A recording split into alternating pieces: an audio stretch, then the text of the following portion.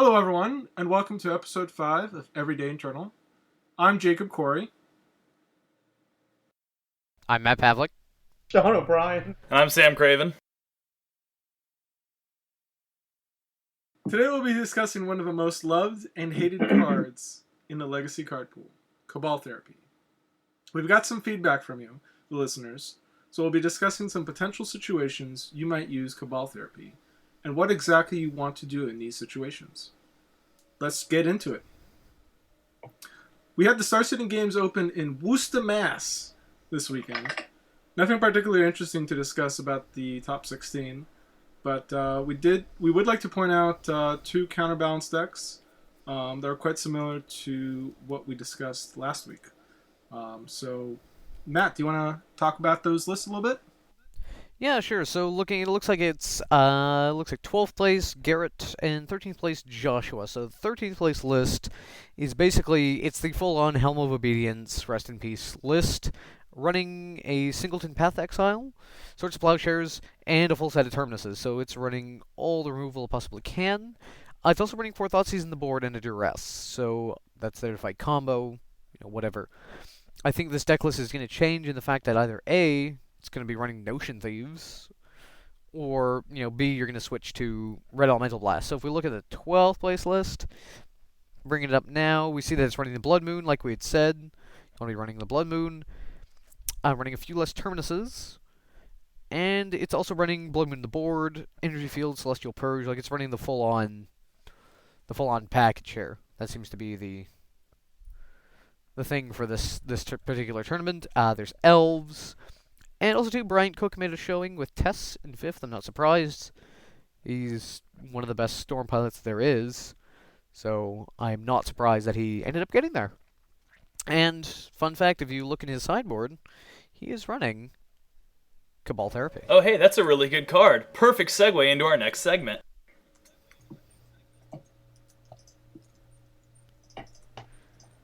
So, Cabal Therapy. Yeah, it's a card. Or as you've pointed out earlier, it's a thing.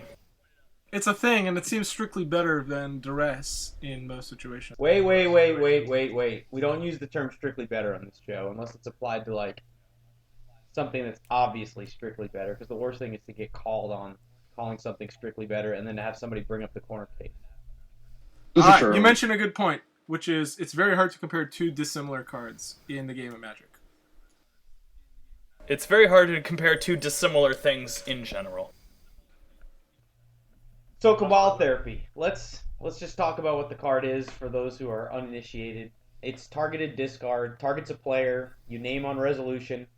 They reveal their hand, discard all cards from it with that name. Its alternative cost is via flashback, and the cost is sacrifice a creature. So it's a very unique card in Magic in that it requires knowledge of the opposing deck. It also requires a lot of knowledge of the card pool. It allows you to use your creatures as a resource to cast it. It's seen in control decks, combo decks, mid-range decks. It's played across formats. It's played in Vintage. It's played in Legacy. It was played in Standard back in the day. So, versatile card. It's been around for a long time. We are also not allowed to use the term skill testing on this show, but Skill intensive. It is a skill-intensive card, absolutely. So, For those of you playing along at home, anytime skill intensive or skill test comes up, you may take a sip of your drink. yeah, that is the skill-intensive drinking game. So it's cropped up in a number of Legacy decks. It's cropped up. It's creeped more into black Dark Ritual-based Storm decks in the last few years. I would say initially it wasn't super popular, but with the printing of Gitaxian Probe, it's seen a little bit more utility in those decks. It's played in decks. It's probably most prominent in Dredge, where sacrificing your own creatures is a good thing because you get zombies. It's played in another sort of long game deck called Explorer Rock, or I think it has a new name now. That's awful. But using it in conjunction with a Veteran Explorer, providing you don't screw up and immediately go get the lands. immediately name the card. Um, it pairs well with Veteran Explorer. So, and there's a lot of tricks with the card. It can be a resource in the late game even. And so we've got some scenarios that we want to discuss, and Matt's going to touch on a couple of other points. Okay, so first thing that we need to talk about is how to play the card properly, or we make sure we understand how to do it. So when you cast Cabal Therapy, as Sean was saying, you do not name until the spell actually resolves. So if you slam Cabal Therapy and name a card and they respond, you don't have to stick to that original guess or call. So what you want to do is when you are casting Cabal Therapy, make sure you are very clear about who you are targeting, and that it is resolved before you name their card.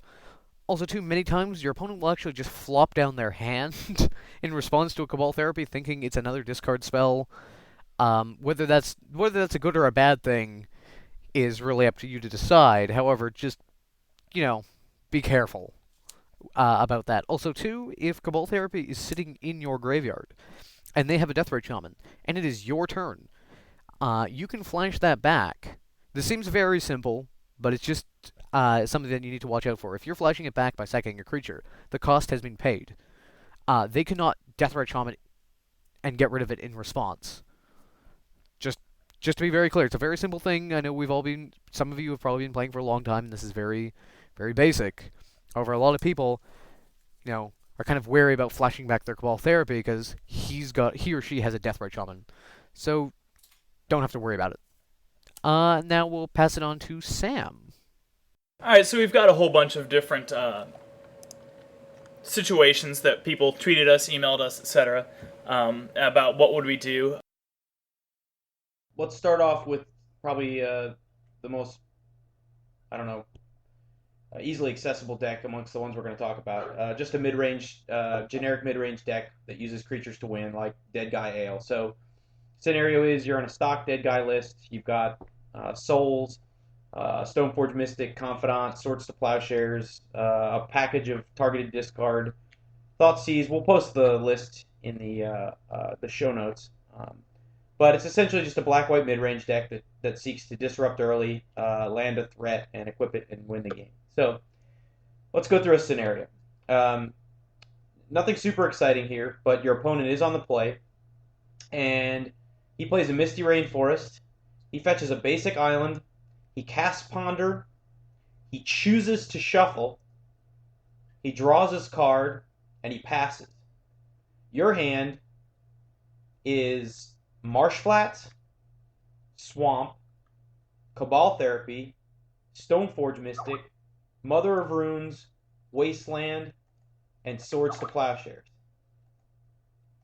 And keep in mind the answer isn't necessarily to cast Cabal Therapy. It may not, in fact, be the right answer. So, Matt, you want to try to take this one? You've got experience with a good deal of mid-range decks that play Stoneforge's small men and seek to achieve victory through them battling.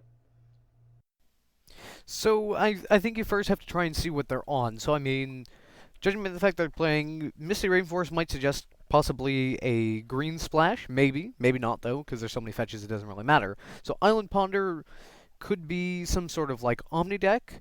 I don't know if Ant actually plays basic islands, but maybe it's Ant, right? Maybe it's Stoneblade. So there's a few different options. There's a few decks playing Ponder, so you have to decide. So you've kept a hand of Swamp, Cabal Therapy, so you have a removal, you have a Stoneforge Mystic, you have a Mother Runes, and you have pressure with Wasteland. So if we're assuming they're on combo, do we care? Does Cabal Therapy do anything? Well, yes. If they go off next turn, we're dead. So let's try to think of an accelerant that they may be running. Something like that. If they're an Esper Stoneblade deck, do we want to take away their, say, Stoneforge Mystic or their Jace or whatever? What scares us? So, Island Ponder right now, at least in today's meta, might be something more along the lines of, Omni is probably pretty likely. There's not a lot of basic islands going around in the format. Could be Sneak and Show of some kind. Anyway, so probably naming in this case, Show and Tell. Because you might just lose next turn if you don't. Yeah, I could see going down that line. You're gonna put them in two broad categories, right? You're gonna put them in combo, or you're gonna put them in control, right? Based on a basic island, it could still be miracles, right? Miracles might not run as many ponders. Um, so the really the only other option you have with this hand is uh, you also have a Mother of Runes. What are your thoughts on going down that route, Sam? I think I would go with the Cabal Therapy rather than the Mother of Runes. My reasoning being, like we've said, with Show and Tell, we might just up and lose next turn. So this way we can at least give a shot at not losing next turn. That will also let us see their hand, which means that if we do have a next turn, we can play a Mother of Runes and sacrifice it to flashback Cabal Therapy if necessary. And if we decide not to go that route, we can just play our deck out as we normally would. So we'd probably play the Mother of Runes. The next turn we'd play Stoneforge Mystic, etc. So I agree with the with Cabal Therapy naming Show and Tell, and then just from there just playing based off what you see. So that's one line of thinking. Another line of thinking is if they're on Omni and they go Island Ancient Tomb, let's say the fastest, I'm still going to get a chance to perhaps resolve a creature and flash it back. So is there some rationale to say maybe, all right, I'm going to go on, let's say, take a flyer on Force of Will, and then if I put them on combo, if I put them on Omnitel, I'll have one more turn to make information. By then I'll be able to cast a creature and flash it back and go after Show and Tell. How about that line of thinking, Jacob? I would disagree with that kind of line of play, especially coming from a Dead Guy Ale type of deck. Really, you're not too concerned about counter magic, and what you really want to do is disrupt the opponent just long enough to get some of your other creature packages going. An opening like Island Ponder Go signifies that it's likely going to be some sort of combo deck, as we discussed earlier, and especially the shuffle indicates that the hand doesn't have the pieces it needs. You usually wouldn't see that kind of play, let's say from an Esper Blade that sometimes does utilize Ponder, as they're typically digging for lands or some other disruption cards, and they don't normally lead with Island to begin with. So against the combo deck, I would actually be inclined to agree with Sam that opening up with Cabal Therapy and trying to knock out an important piece right off the bat is good. And if they aren't Omni or some sort of combo deck and you go Cabal Therapy, whatever, say it is Esper Stoneblade who happens to have the Island Ponder hand, well, it looks like you've already got Swords to Plowshares to actually deal with, say if they're landing their Stoneforge Mystic. You've already got that angle covered, with this hand at least. So you could always then drop, Marsh Flats into Plains if you wanted to, go Mother of Runes, or if you had fetched for a Scrubland to cast the Cabal Therapy, you could just run the Mother Flashback Cabal Therapy, take their thing, Wasteland them, pass. Is also another, depending on the deck that you ended up playing against. And that goes back to what you had said earlier, that you want to attack what you're most afraid of. So if we think this is a control or an aggro deck, potentially, Island Ponder Shuffle Go means they don't have what they want, which means we're not afraid of much out of those decks. All right, let's move on to another scenario. This one is same thing. Your opponent is on the play, and he plays Savannah straight up, Noble Hierarch. Your hand is Cabal Therapy, Verdant Catacombs, Scrubland, Dark Confidant, Liliana the Veil, Mother of Runes, and Vindicate.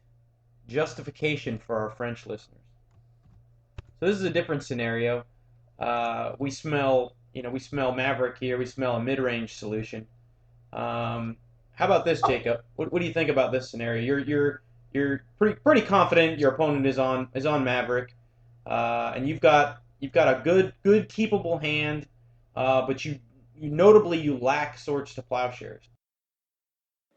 Yeah, so this kind of let's say we're definitely playing the Dead Guy deck here, and we very confidently can tell that we're up against the Maverick list. Savannah Noble Hierarch is a very telling sign in this format.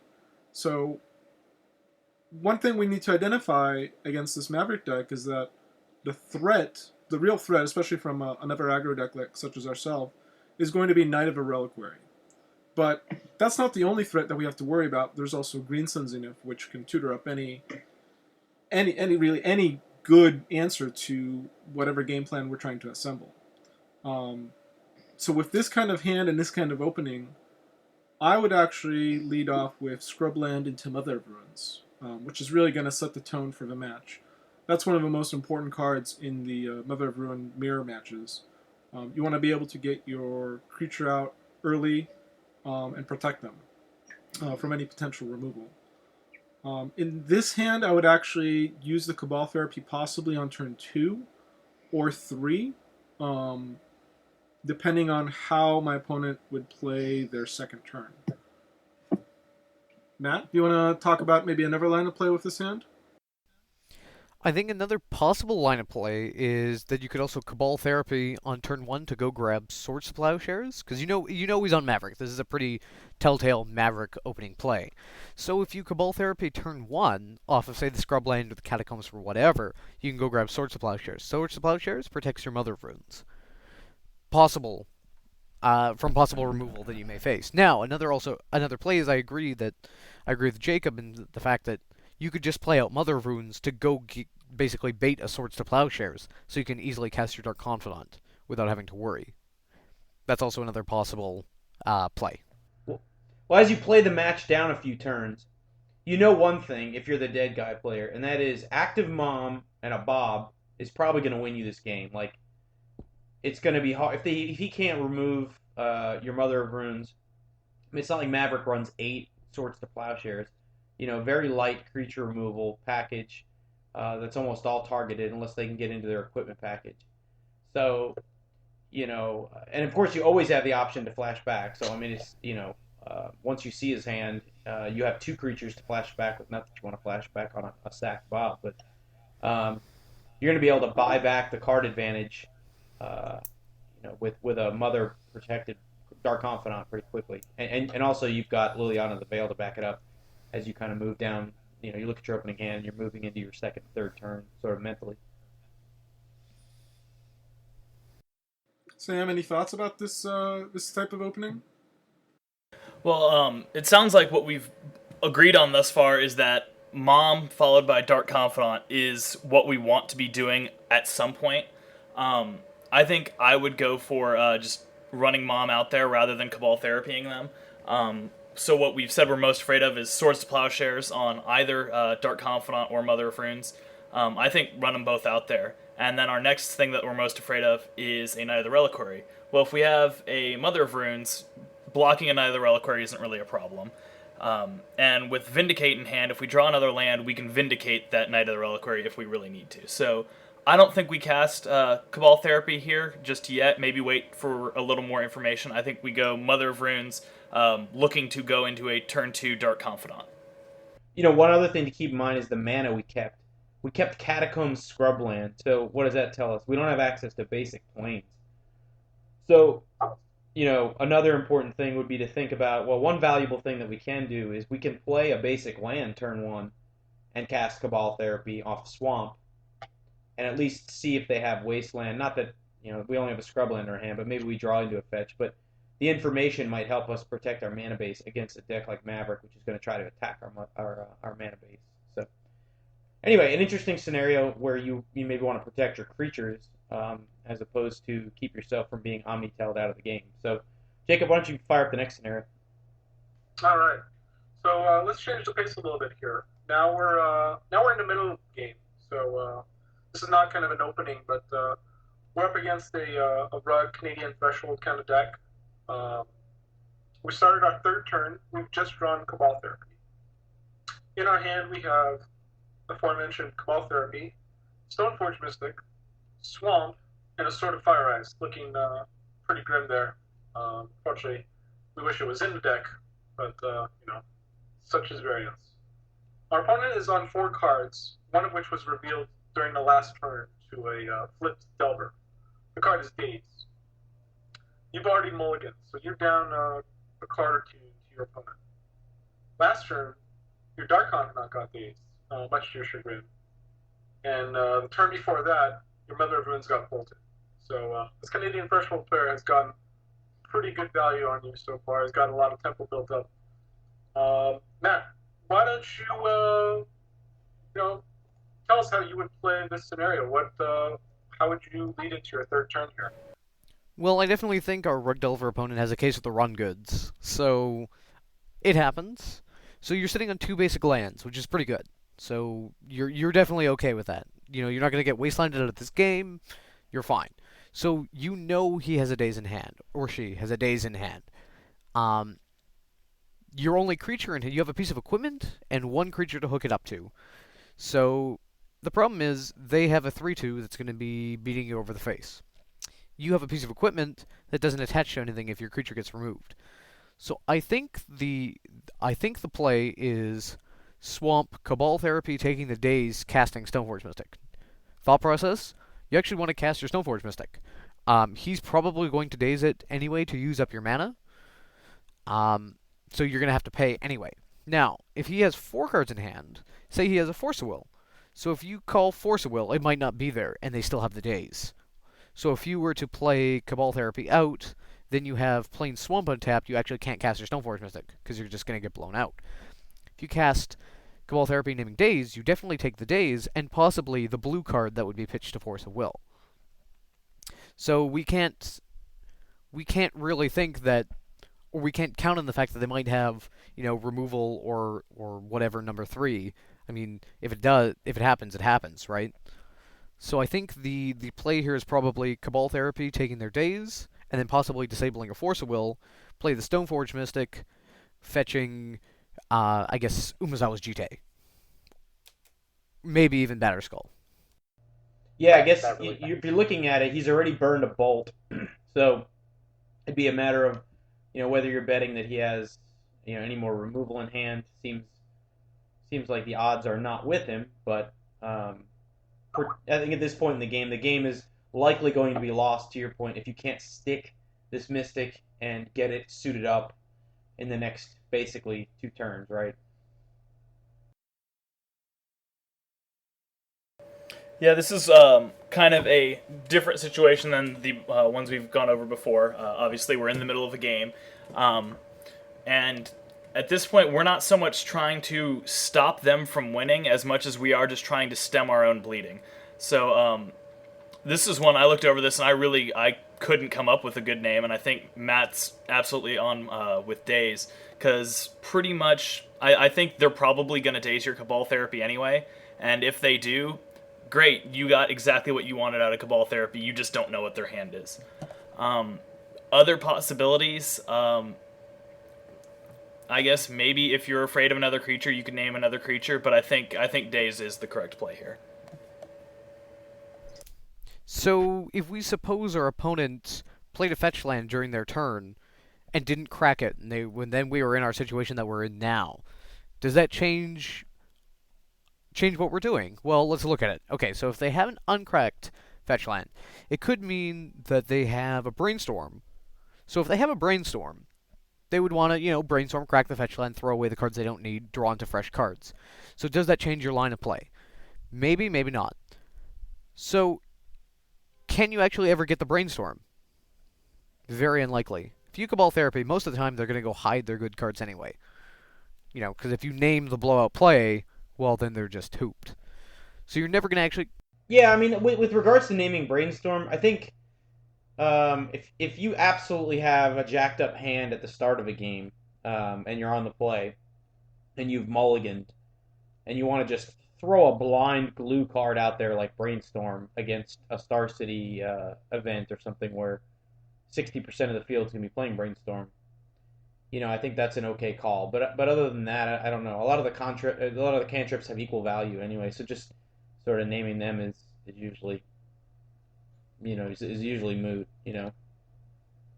unless you have prior knowledge. So now I will point out that we do have the advantage here that we don't have to name the card until Cabal Therapy resolves, which means we can decide on whether or not we want to Brainstorm after they've decided whether or not they want to Brainstorm.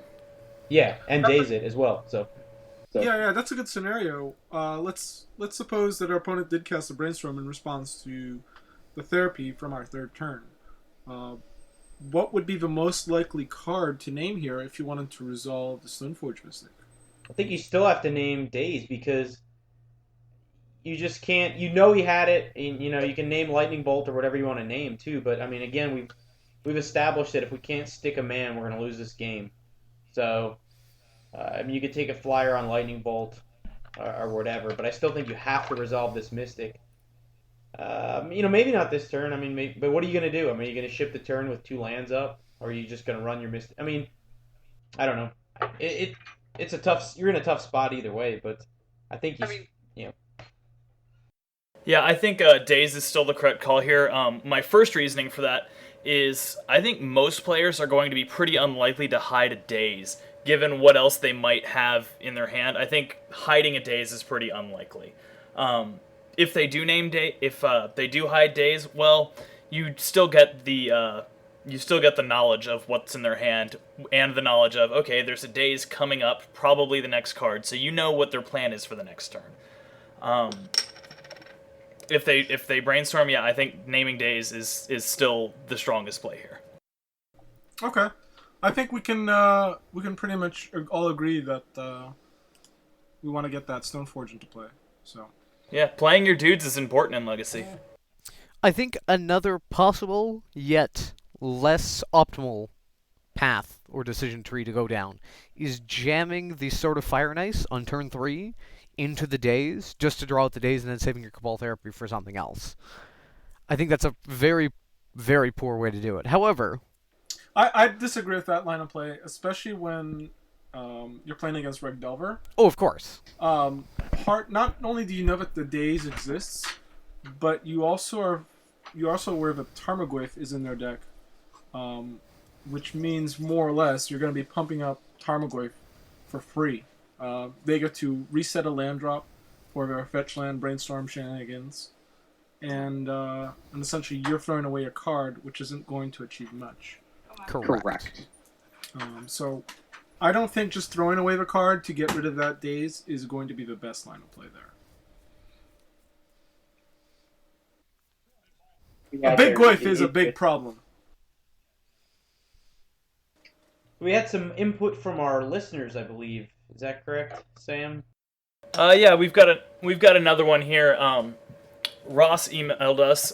He gave us some situations. He didn't give us hands, but he gave us what we're playing, which is we are playing an Esper Stoneblade deck. We're playing with 2 Cabal Therapy and 2 Thoughtseize. It's turn 1. We're on the draw, and we have an Underground Sea out. He was nice enough to provide us the actual list he ended up playing against, but it's no fair to know what we're playing against. So situation, this first one is your opponent played Misty Rainforge, fetch, gets a Tropical Island, and casts a Sensei's Divining Top, and then passes it back to you. Alright, so Matt, first guesses, what do you think this deck is? Firstly, I have to say, what the sweet fuck is going on? So they're using a Tropical Island to cast a Sensei's Divining Top? My first response is, why didn't they fetch an island? Because they're a Miracle deck. So, obviously they're not a Miracle deck. Tropical Island, very unusual. What this... People have just randomly cast and fetched... This also depends on the context, right? Like, are you at a Star City? Are you at a local playing against a notoriously, we're assuming blind information here, right? Completely Yes. blind? We're completely blind. He gave us the information so we could see what actually happened, but we're completely blind in the situation. I want to try without the cheat sheet. I'm gonna go off on a bat and say this is a Turbo Emrakul deck. Right off Interesting. the bat. Usually those decks fetch out their tropicals because they need to use their blue mana first, blue and green mana right away. They are a deck that's very likely to play Sensei's Divining Top. They're not very fearful of Wasteland because they have crop rotation to essentially counter it. So on this kind of opening, I would predict a Turbo Emrakul kind of deck. So what I was basically going to say was, before Jacob interjected with 12 post, I was going to say it's also possible that it could be an Esper Blade deck running the one of Sensei's Divining Top. I have seen it a few times, especially running through a lot of deck lists on, say, like TC decks or MTG Top 8 or whatever. It's quite possible that this could also be the fetch the one of Tropical Island to cast the one of Sensei's Divining Top, but also to 12 post is definitely a possibility, although the deck is very uncommon. So the question is, what would I name? What do I fear out of that deck? I honestly haven't played against the 12 post deck enough to really know. I think they have like crop rotation. I think they have intuitions as well, candelabras. Those are probably not good things, so I might go with candelabra or intuition or something like that. Well, you shouldn't be playing Cabal Therapy if you haven't memorized all the net decks off of MTG Top 8, TC decks, and Star City. Well, I will tell you, Jacob, you are absolutely correct. It did turn out to be a 12 post deck. Oh, you get to drink. I did not cheat, for the record. That's just excellent format knowledge making its way through here. So I looked at this, and I did not even think about the possibility of a 12 post deck. So I'm looking at this, going green top, like green mana and a top. What are you thinking? And being that I'm looking at this as I have no idea what they're playing, I would probably go with Brainstorm, just because I know they're playing blue, and that's about the best card they could possibly have in blue without knowing what exactly they're playing. Me next. I think if I'm on a deck that's trying to resolve a Stoneforge, let's just assume in this scenario I have one in hand, maybe I do just blind name Force of Will here in the hopes of jamming like a fast Stoneforge Mystic. I mean, even if it's 12 post, and I whiff, I could still play the Stoneforge and maybe flash back to get anything that looks like a fast path to victory, like a Show and Tell, because they're basically going to have to wait till turn 3 to cast the Show and Tell. So I think I also would have guessed Cloud Post. There's a legendary Magic player in the local Atlanta area called Redheaded Bob Marley, who's currently playing Counterpost. So I probably would have recognized it off the bat, but in that matchup, you want to jam the Stoneforge as fast as possible and just get a clock on them, as quickly as you can, because the deck can't win that fast, and their long game is just going to crush you anyway. So. All right, do we want to go to the next one that he gave us? This is, again, we're playing the same deck, and a Esper Stoneblade list, 2 Cabal Therapy, 2 Thoughtseize. The second one is opponent plays Scalding Tarn, fetches for a Volcanic Island, and then plays a Delver of Secrets. So they are passing to you with a tapped Volcanic Island and a Delver of Secrets, and you have an Underground Sea and Cabal Therapy in hand. Alright, so right off the bat, I would lump this into essentially pretty obviously a Delver deck. And when we think about a Delver deck in Legacy, it comes in 2 variations. It's either going to be the red-blue burn package, using Delver of Secrets essentially as a flying wild Noctowl, or it could be a rug deck that has a heavy burn hand, for instance. In either of these situations, we know that our opponent is playing Brainstorm, and possibly even Ponder. Depending on the strength of our hand, I would be likely inclined to name Lightning Bolt if we have a good creature package that we want to stay in play for a while. Matt, any thoughts? Yeah, I'd agree. I mean, it really depends on what your hand is besides Cabal.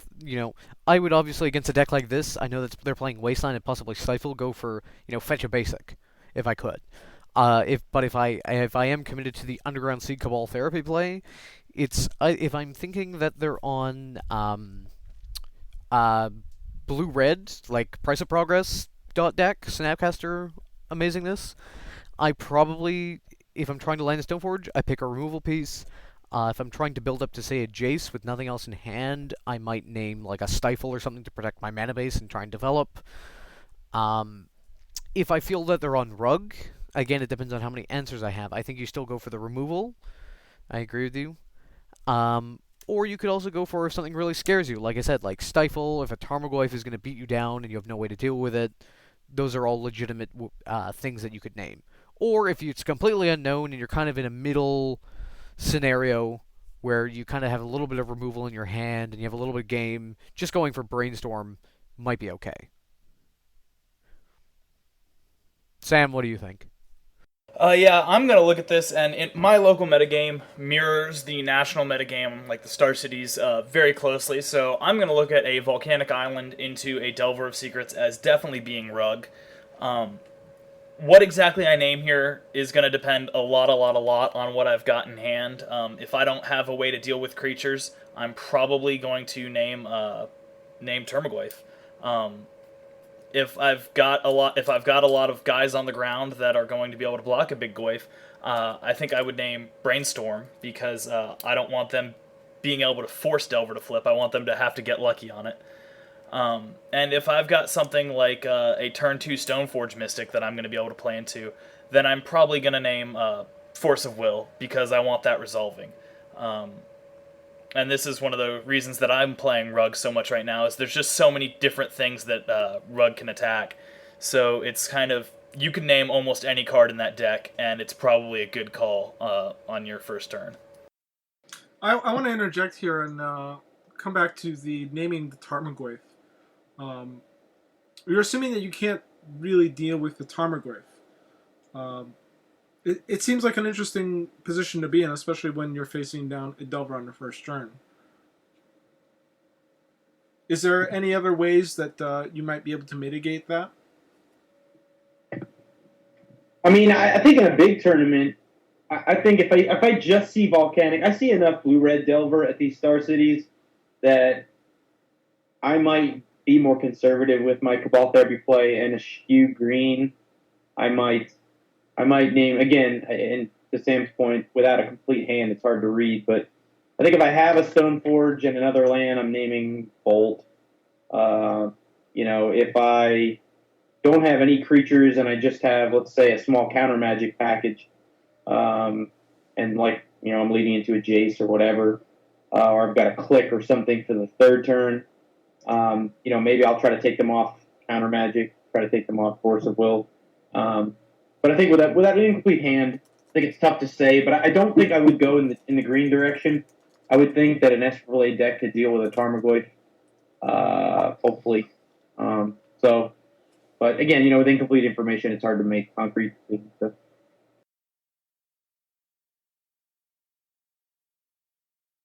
And the actual deck on this ended up being, the title of the thread he linked us to was Blue Red X Snapcaster.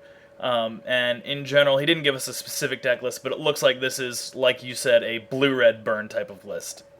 So I guess y'all are, again, better at the metagame than I am, because I would not think about blue-red burn. I would be aiming straight for Rug on a open like this. 2 for 2! All right! So our next situation is our opponent plays a Polluted Delta, Fetch, Island, Cataxian probes you, and then ponders. So my initial thought process behind this is if the deck is running Cataxian probe, they're very, very likely a combo deck. Now, again, there are Rug decks that are running Cataxian probe. However, how many of them are also playing Islands? Very unlikely. So this is more likely some sort of combo deck. I'm just trying to think, who runs Cataxian Probe? Ant? There's a few decks that can run it, but also that have Epic basic. Storm, Ant, some versions of Sneak Attack, some versions of Omniscience, some versions of Tinfin, some versions of Reanimator. So the question is, what do you name? What card is probably going to blow you out the most? Again, they probably haven't assembled all their pieces because they're pondering. Whether or not they're shuffling or not, that's probably... my decision stays the same. I think here I name Show and Tell or some sort of other combo enabler. Maybe if I really had a read that he was playing some sort of storm-based combo deck, I might run out the Infernal Tutor guess. But more likely, Show and Tell. Yeah, I mean, I just think naming, when you're split between archetypes, you know the cards those decks all share. They share Brainstorm. I find it hard to name a card that, even if I put them on one of two things, I'm going to have a tough time naming a card. I'm just completely guessing their deck. I mean, when you know that those decks share cards, so I mean that's another. It's a line of thinking, right or wrong. Is all right. Well, he's either on Show and Tell or he's on either Ant or Tez. All those decks play 4 brainstorms. Um, you know, that could be a line of play too. Well, I don't know which deck, but I do know they all play 4 brainstorms. So, um, and the assumption being you're not going to get turn 2 Show and Tell. And again, this brings back the flashback power of Cabal Therapy. You know, even if you whiff on the first one, as long as you have a man that you think you can resolve, you're going to get a second shot at it. So. Yeah, that's my thinking as well. If you're seeing that kind of opening, there almost certainly some sort of combo deck, like we said, either Show and Tell or some Tendrils deck. And that it comes down to whether or not you want to be aggressive. If you want to be aggressive, I think you name a specific card from a specific deck, so you probably Show and Tell because that's what's going to be going off the fastest. If you're just going to blind guess and you don't want to guess Show and Tell, something from a Tendrils deck is probably a good call. Infernal Tutor, I think, is very good, as you said. Maybe Dark Ritual, I don't know. I think if you're thinking Tendrils, then Infernal Tutor's a better thing to name. And if you do want to be a little more generic and say, I would rather get a card than get lucky and blow them out, then I think Brainstorm is absolutely a good play. So I'm actually going to dissent from my peers' opinions. I don't think my opponent is on Brainstorm right now. And I can demonstrate why. The opponent first fetched out a basic island, which puts him on a very narrow combo window.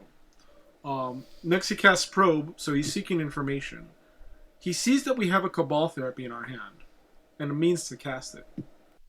Are we assuming we drew into it, or that we had it? Because that's also something that's... Let's go with the assumption that we had it in our opening hand, and a means to cast. And they see it. Yet they still choose to cast Ponder. So, right away that throws off a red flag. They know the contents of our hand, and they still choose to play a sorcery speed cantrip. I'm more than 90% likely to guess that they don't have a Brainstorm in their hand. Partly because if they just probed and passed a turn, very likely that they would have a Brainstorm. So in this they think Jobber. I like to think that most players have a working brain and knows how to function it. Yeah, that's a really good point, Jacob. That's something I had not considered. But yeah, if they're playing a cantrip knowing we have Cabal Therapy, that makes the whole situation a lot more questionable, and possibly even a do we play Cabal Therapy here situation. I was under the assumption that we drew the Cabal Therapy and then played. Like, what I'm saying is... is... that kind of makes more sense, just given that if they've seen Cabal Therapy, it seems unlikely that they would go to draw a card. So in this case, it could be... a lot of times with these combo decks, I've fetched out Basic Island to make Trap Wasteland proof. Probe to, cantrip a card before I cast a second cantrip.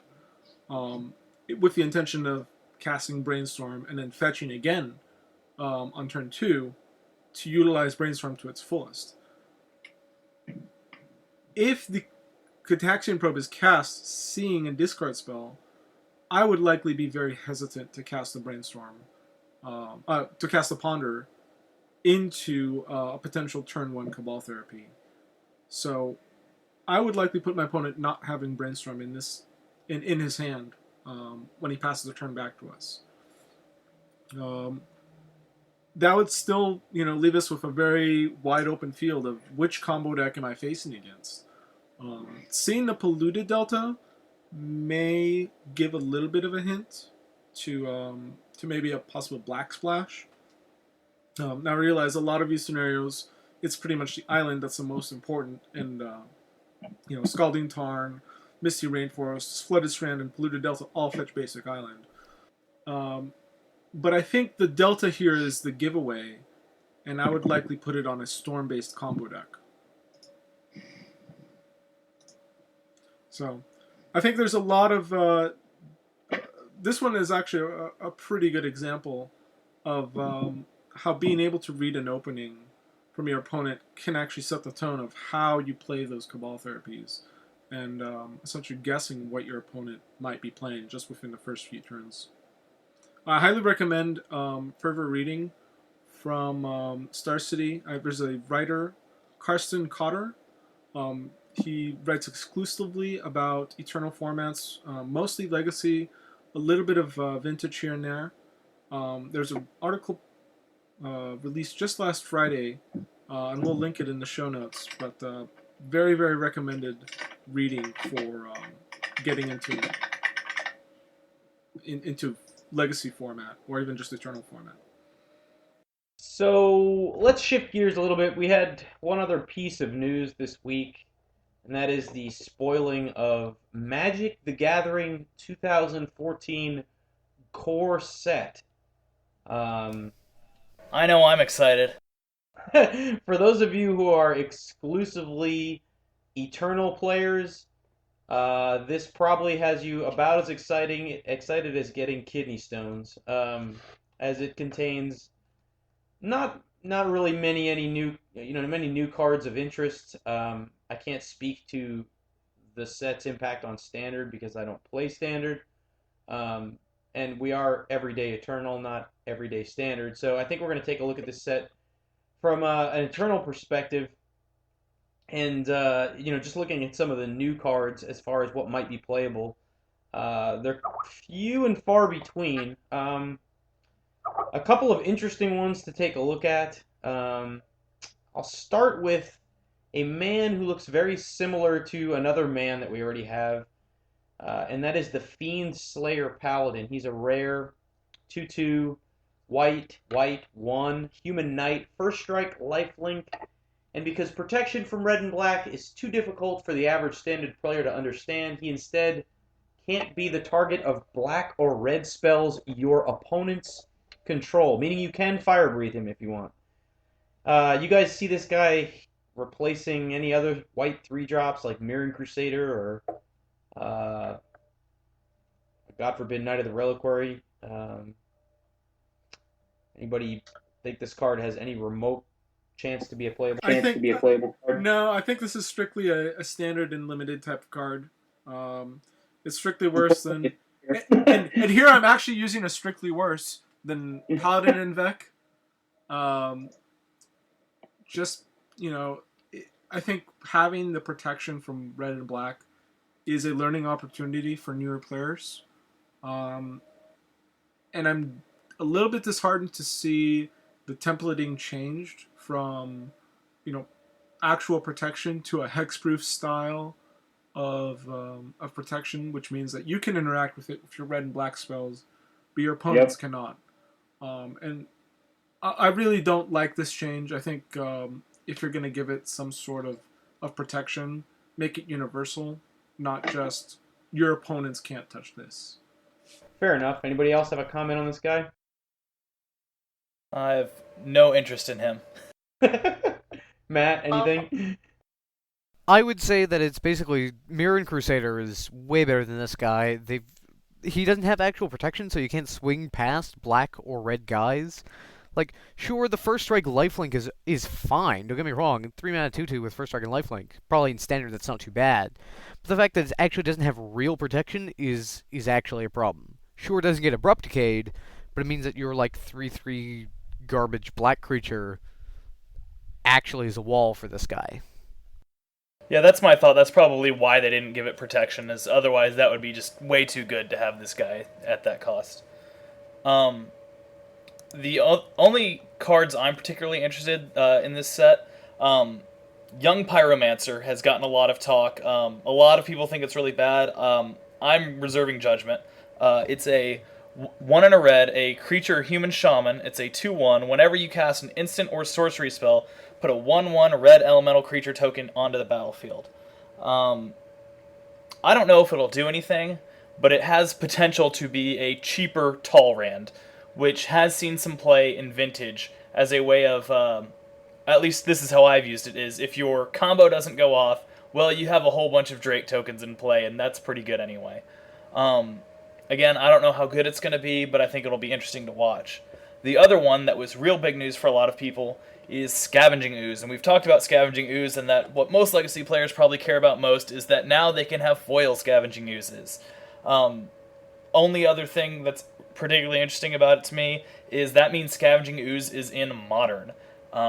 Scavenging Ooze potentially not displacing Termagoyf, but going right up there with him. Like, deck that's going to play 4 Termagoyf is probably going to play some number of Scavenging Ooze.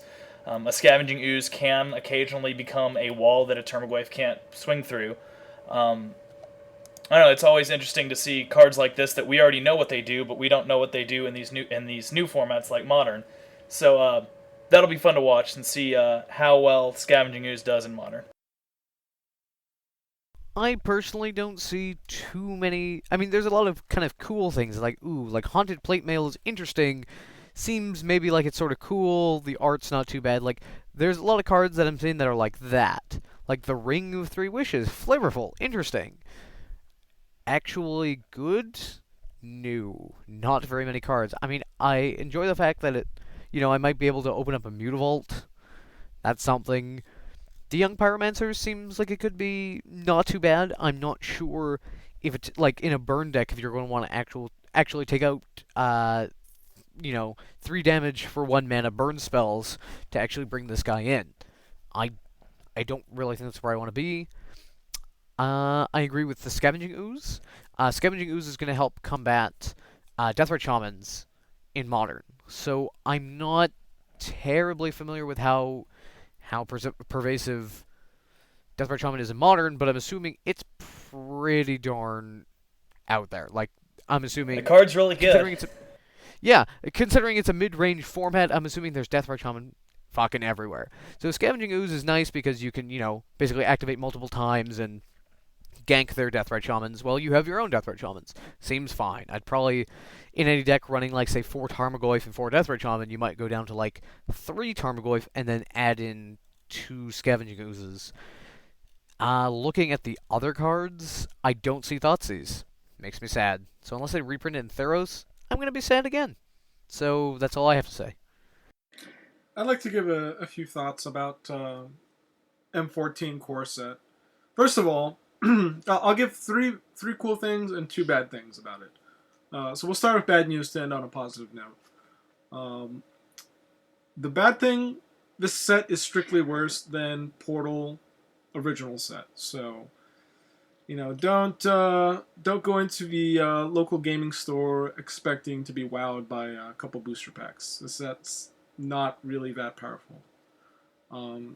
The second piece of bad news, I feel like this may be just like a personal crusade for red cards. There's artifact printed Pyromancer's Gauntlet. It reads, whenever a spell you cast would deal damage, or a planeswalker would deal damage, it deals that damage +2. +2! +2. Essentially, it's like a colorless Pyromancer's Swath from Future Sight. Oh god, it costs 5. So, I mean, it's in the realm of casual EDH, which is, alright, that's cool. That's a format, people play that. That's cool. I feel like the flavor fail that happened with M14, this thing easily could have been called Mage Fist. Homage to Diablo 2. This thing definitely powers up red spells, burn spells. Mage Fist from Diablo 2 gave +1 fire skills. This is right in line. I feel like Wizards could have used its Blizzard's connection and made a little cross-product promotion there. And make it cost 3, so it's actually somewhat playable. And it is, to be benefit, it is a rare and not a mythic. So in a Diablo world, it's not a unique. But moving on to the positive things that I see from this core set in the perspective of Eternal formats. Scavenging Ooze, as Matt mentioned, is a very big sign for Standard, as well as Modern. It's probably likely to change Modern significantly, just because of the interaction and the power level of Deathrite Shaman in that format. Sam talked about young pyromancer, which I like to consider. Let's suppose Talrand, the Drake caller or whatever, Drake invoker. If we consider that making tutus, it's very analogous to Tendrils of Agony, where you only really need quote unquote 10 spells to make lethal damage. In that light, Young Pyromancer looks like Grape Shot because it makes a bunch of 1/1s. So you would definitely need a lot more spells cast to make a lethal attack with those elementals. But on the flip side, I feel it's a very well designed card. I definitely expect it to make a lot of impact in Standard. Probably not Modern, Legacy, or Vintage. I feel like the power level is just a little bit too weak, and the power stats on those tokens without having haste are not quite good enough. And lastly, on a positive note, I'll finally be able to pick up a Korean set of Silence, which I'm very excited about. Silence! Yeah, it's definitely golden. I'm looking forward to the newer copies of that card, as well as being able to cast it in Standard with the addition of Snapcaster Mage. I might actually pick up Standard for a couple of months just to be able to really host some people at the FNM and tell them, no, you can't cast any spells this turn. Can I take my turn again? I have like a brick full of Snapcaster's Mage, so good luck playing any spells this game. One thing I do want to point out is it sounds a lot like we're ragging on the core set, but obviously core set's not designed to make Eternal players happy, mostly designed to keep the glue, be the glue in Standard, and very useful for helping new people be able to access Magic. So it's not that we hate the core set, it's just that, man, we'd sure like to see some more playable cards. Absolutely, I definitely agree with that statement. Yeah, I mean, you guys don't really see the eternal value of the Bog Witch Brew shitbox newt and then the bubbling pot that she throws the newt in. I feel like that kind of recursion and incremental card advantage is key for grindy mid-range strategies. Now, my opinion on the core set, I think Young Pyromancer might have some legs. The fact that the things don't have haste is a little bit of a downer.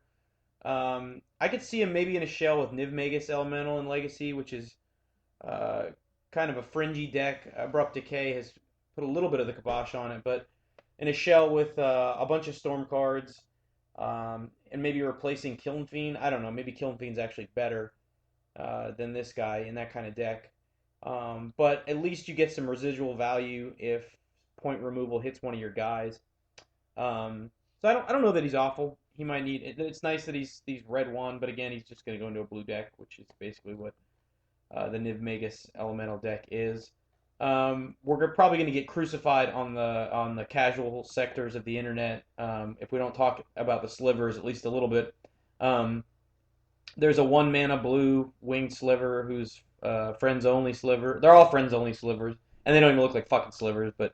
Hey, and actually, one small aside, there's actually a sliver whose flavor text addresses the fact that the fucking slivers don't look like slivers. Did you see that? No. What is it? One of the slivers just says, no matter how much the slivers change, their collective might remains. Basically telling everyone who thinks they look dumb to fuck off, you know what I mean? I was like, come on. Predatory Sliver, oh yeah. So anyway, I mean, me being old school, there's just no way I can actually run these slivers.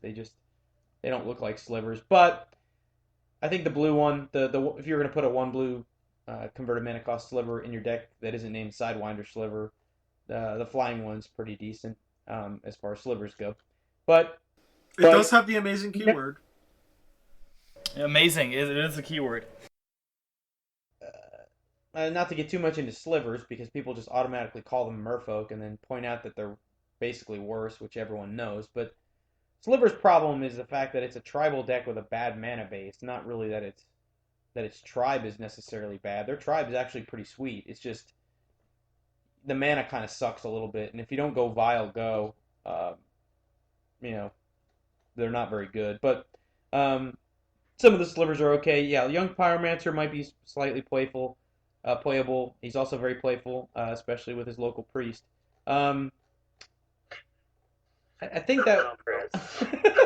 Oh, one other thing to note as we're winding up the show here is the number of Minotaurs with each set is slowly growing as we build towards Theros. Get your didgeridoos. Yes, and actually it's getting harder. I would like to point out that if you look at the Black Lotus Project's price curve for Didgeridoo, we've gone up and up and up, and now the cheapest. These are heavily played didgeridoos. The cheapest didgeridoo one can get on TCG is $450 now. Woo! Hey, So much. Sean, I thought we said at the beginning of the show we're not going to talk about Magic's card speculation in this show. That's not speculation. It's observing that it's. Didgeridoo's going to be $50 by Christmas. No, I don't know about that. Well, if we get all over the financial podcast, we might be able to make it $50 by Christmas. Well, anyway, pick them up now. It's reserved list gold. Reserved list gold. You heard it here first. I mean, Theros is going to have some Minotaur he's literally going to be the fucking Antichrist, and that thing's going to be $50 overnight. Do you guys think they'll reprint Labyrinth Minotaur? A solid addition to the tribe, but he's hardly worth doing in, you know. This latest dude, this Juggernaut that makes soldiers, actually isn't that bad, right? I mean, he's a fucking Juggernaut that makes soldiers when you bolt people. Alright, so let's get in towards the end. Does anyone have any upcoming events? Actually, the Mirkwood Cup is going down in Arlington, Washington State. I think it's July 28th or something. You can find it at northwestmagic.com. All the info's there. I don't think I can actually make it, but I know a bunch of people are going. It's like, last time we had 70 people at the last one, so I mean, this one's probably going to be 100 plus people. I think they're giving away, like, duels or power or something. The payout's really good for $25, so if you're in the kind of Pacific Northwest area, go check it out. It's good times. Yeah, nothing around Atlanta, but we're a month out from Gen Con here almost, so that's going to be exciting. Remind the listeners what kind of offerings for the tournaments are at Gen Con? Yeah, so if you Everything. Yeah, if you have a little time, August 14th through 17th, Gen Con, it's 4 days, Indianapolis. There's going to be a number of tournaments spanning every format, Vintage, Legacy, Modern, and Standard. Magic runs 24 hours a day there, so you can draft. Unlike a Star City, which closes up around 10, 24 hours a day, they'll have events. And what they're doing this year is there are feeder tournaments for an 8-man draft on Sunday afternoon, where you will first draft 6 packs from every set of Magic, I think except for Alpha. So you'll get 6 packs to make a sealed deck with, and then the winner will get, I believe, 2 packs. It's either 2 packs or a pack of every Magic set in history. So a pretty cool, it's going to make the feeder tournaments more exciting. And I believe they've set the feeder tournaments up to be one of each format. So you can play Vintage and try to get a seat at this tournament. Standard, Modern, Legacy, Block, Sealed, Draft, etc. Probably EDH, too. Yeah, maybe even EDH, yeah. And so it should be exciting. Anyway, I know whoever gets one of those 8 seats, or the people who get those 8 seats are going to be really excited, because I think it's going to be cool just to watch the history of Magic draft happen. And there's some other side stuff. There's Vintage for uncut sheets of antiquities, all kinds of fun stuff to do at Gen Con. So even if you're disappointed that the Champs isn't there, it's still a great place to play Magic for 4 days. And on the speculation side, it's also the greatest place on earth to buy and sell cards, and that's not even fucking close. Yeah, if you're in the U.S., that is definitely the best place to acquire cards and trades, or there's easily 30 different dealers that are selling Magic, including every dealer whose website you've ever heard of. They're all there. Yeah, definitely. So it's a good time. I go every year. It's awesome. Even though Champs aren't there, I'm gonna have a good time. And we'll have the link to the tournament Matt mentioned in the show notes. I'll try and get some of the Gen Con information in there as it is coming up. If you're considering going and you don't already have everything set up, I will remind you that you need to get a badge, which is around $80, and you'll need to get a hotel room, which will be very, very difficult this late. So I suggest poking around your local game store and asking who has extra space in their room. I'd actually like to mention about a local vintage event. Nightwear, cool little store up in Studio City, Los Angeles. They're hosting a sanctioned vintage event at the end of July 27th. It's the first one we're trying out. There's a lot of interest locally for sanctioned vintage, which means no proxies. I know last show we talked about potential of proxies to get the interest up. Well, it seems like enough players in the local arena decided that they're ready for the big show. So we're going to try to host that. Hopefully get a handful of players, hopefully more than 15, and do a regular store credit style event. I'll add the link to the show notes. You can check that event out. If you're in the Los Angeles area, towards the end of July, come check that out. Are you gonna play? Yeah, I'm still undecided what I want to play. Right now, I'm kind of thinking Talrand Gush deck, just to be able to beat out all the other blue decks that we have locally. Young Pyromancer Gush, way better, dude. Yeah, it does open up the splash for red, which gives us a lot of good red removal. Last time I played just straight up stacks, and nobody had fun, which means I had a blast. But I want to try a little. I like changing it up a bit. I want to try a lot of different strategies, so I'll probably be on Talrand Gush. And that's it for this episode of Everyday Eternal. Please give us your feedback on Twitter at EternalMTG, email us at everydayeternalcast@gmail.com, or like us on Facebook at facebook.com/everydayeternalpodcast. Thanks, and we'll see you next time. Hey, you know what that sound is? That's a didgeridoo. Make sure to pick him up during the dealer call.